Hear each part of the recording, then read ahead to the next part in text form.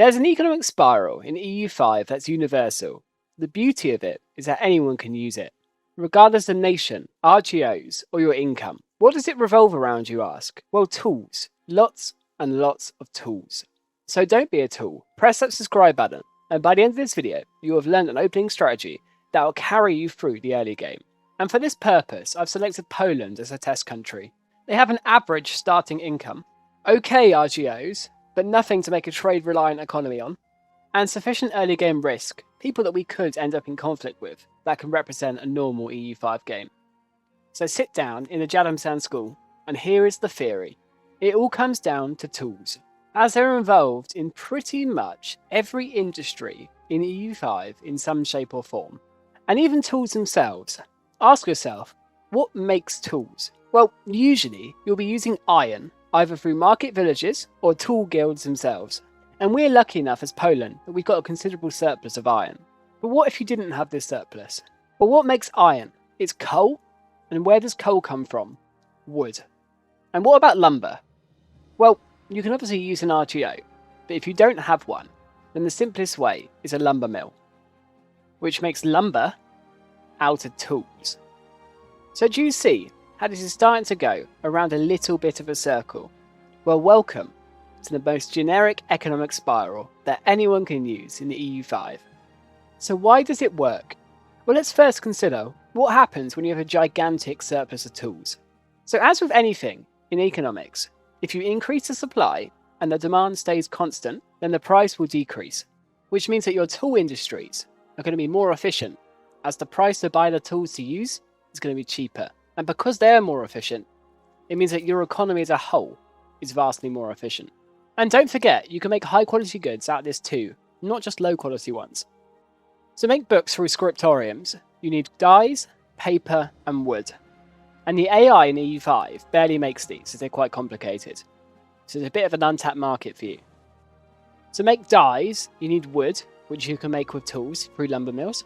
To make paper, you need fibrous crops and lumber, which also requires tools. So everything in this production method boils down to tools at the end of the day. And to be honest, most of your economy does. Especially when you consider your building materials do too. Lumber comes from tools, and you can get building cost reductions by having a surplus of it. Tools can be a building cost reduction in itself, as well as glass, which tools are used to make, surprise, surprise. So how can we use this to make a stronger economy than our rivals?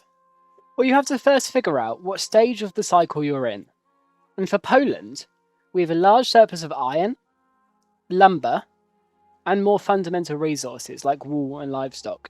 So we can go right into the tools part of it, where we currently have a large deficit, but we'll fix this very quickly. The beauty of this strategy, by the way, is that you can pretty much always do it in your high control provinces. You're not relying on RGOs or trade income that ebbs and flows. It's solid income that's going to be there throughout the game for you. So how do we set up this strategy? Well, firstly, I'd recommend changing your employment system to infrastructure and then most profitable. This will keep our infrastructure fully employed. So if we have any population struggles, it will deprioritize our lesser impactful industries. And then go about following the usual steps to start your economy going. Make some of your highly productive early game buildings to ensure that all the fundamental needs of your market are met. Once you've got a balanced market, we can start thinking about the spiral. So this includes high tier industry, such as tailors guilds and carpenters, and make your core RGOs as well. Just ensure that you have the right building cost reduction. Just don't forget about tools, keep them going as well, especially since we start in a deficit. Also, even if the game promises you vast riches, avoid going into debt. The interest rates on early game loans are crazy. You've got to think, for an average 10% interest loan, you're paying back an extra 50%, so 5 years worth of interest on that initial capital. So an extra 10 ducats on a 20 ducat loan is not worth it. Even if the game is promising you crazy riches, like a tailor's guild at the start of the game. Because it really can lure you in, can't it? I'd recommend encouraging migration to your capital, as you get full control there and can rack up some high production efficiency by building a lot of buildings in this one province, and then let your economy play out for a bit. I'd always recommend subsidising your masons early, and potentially even making another one, to maximise the amount of masonry you can get in your market and your building cost reductions, because at the moment they're just far too expensive. Now the next step is getting a good surplus of wood. At the moment we don't need to worry about this, but in your games you can either just expanding your RGOs or building lumber mills straight away. And for this early game build, I'd usually recommend the administrative focus. It gives you max literacy, legislative efficiency, which is really good for your aggressive expansion, reduces your cost of court, gives you some mercenary buffs, reduces your proximity cost, which is huge, and gives you access to the religious war CB, whilst also buffing your stability and reducing your piracy. Once you've got a stable economy, you can undertake all ends of this spiral at the same time. Whether it's upgrading your advanced industry or your tool goods themselves, whilst making stuff like lumber mills at the front end of that spectrum, or scriptoriums at the back end of it. And you really should focus, especially in the early game, just on your capital, or the surrounding provinces at most, because you get full control over it, meaning we get 100% of this tax base. We can import people by encouraging migration, by making high levels of the same buildings in that location. The cabinet action of promote urbanisation is one you need to be looking out for too. It's really strong, as it gives you a free town, high pop satisfaction, and buffs your pop promotion speed at the same time, which, when you're funneling so much pop into one city, is really important to get as many burghers as possible. The beauty of focusing so much on lumber is that your burghers are always going to be fighting with you to export that surplus. Now, you need to try and get a surplus for the building cost reductions. However, what this means is, you can spam out as many lumber mills as you want, and the vast majority of it is going to get exported around the world, making you money for your burghers, and making your buildings efficient by giving them excess demand for you to supply. Now, once you start to notice that you've got a very healthy market, see a lot of green and limited deficits, you need to start thinking about what's going to be more profitable for you.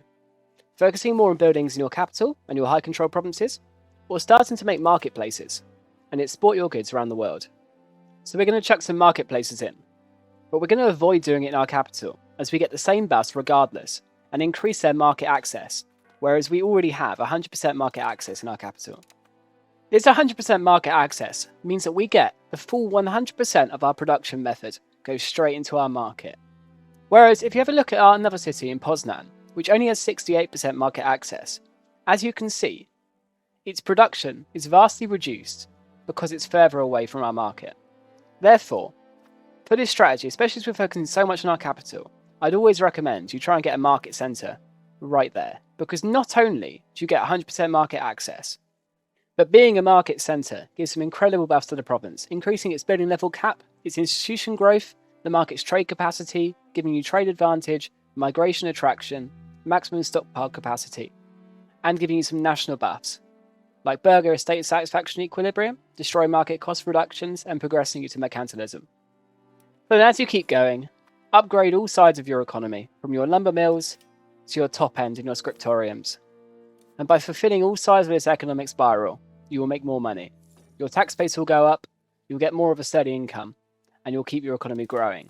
So now, rather than taking up loads of your time and pushing through a full economic spiral in this video, I'm going to port right to the back end. This is my Portugal game where I've used this strategy. It's 1413. Even with a city with not a great RGO in fish, we've maxed out our economic spiral. We've got maximum lumber mills, some maxed out really high quality industry, and scriptorium, so we go straight away from bottom to top. It gets really high productive efficiency, pushing loads of goods into our market and making us lots of money. And our market is really healthy. We have everything in surplus, loads of lumber, really cheap goods, and ultimately, it's 1413 and we've got a 478 tax base. It works, and let me know in the comments how well it's done for you. And if you want to learn how to export these goods around the world and make loads of money through manual trade, have a look at the video on screen now.